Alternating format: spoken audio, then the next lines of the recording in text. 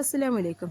ഇന്ന് വൈകിട്ട് നോമ്പ് തുറക്കാൻ ഏത് സ്നാക്കാണ് ഉണ്ടാക്കേണ്ടതെന്നുള്ള കൺഫ്യൂഷനിൽ ഇരിക്കുകയാണ് കേട്ടോ. അപ്പോഴാണ് പണ്ടുണ്ടാക്കിയിരുന്ന ഈ മുട്ടച്ചമ്മന്തിൻ്റെ ഓർമ്മ വന്നത് കേട്ടോ. അപ്പോൾ അതിന് വേണ്ടി ഞാൻ കുറച്ച് തേങ്ങ ചിരവി വെച്ചിട്ടുണ്ട്, 2 പച്ചമുളക്, ഒരു പീസ് ഇഞ്ചി, കുറച്ച് ഉപ്പും ചേർത്തിട്ട് നമുക്കതൊന്ന് മിക്സിയിൽ അരച്ചെടുക്കണം കേട്ടോ. അപ്പം അത് അരയാനും വേണ്ടി നമ്മൾ കുറച്ച് വെള്ളം കൂടി ചേർക്കണം. നല്ലോണം ഒന്ന് പേസ്റ്റ് ആയെങ്കിലേ നമുക്കത് മുട്ടമ്മൽ പൊതിഞ്ഞെടുക്കാൻ പറ്റുള്ളൂ കേട്ടോ. പിന്നെ 2 മുട്ട പൊട്ടിച്ചിട്ട് നന്നായിട്ടൊന്ന് കലക്കി വെക്കണം കേട്ടോ.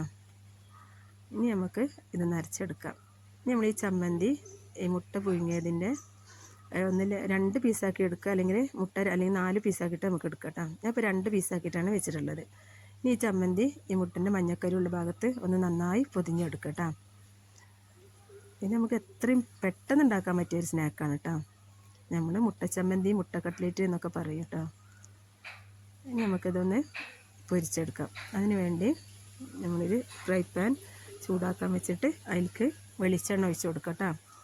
നല്ലോണം ഒന്ന് ചൂടായതിന് ശേഷം നമുക്ക് ഈ മുട്ട കലക്കി വെച്ചിട്ടില്ലേ, അതിൽ ഓരോ പീസായിട്ട് മുക്കിയിട്ട് നമുക്ക് ഈ വെളിച്ചെണ്ണയിലേക്ക് ഇട്ട് കൊടുക്കാം കേട്ടോ.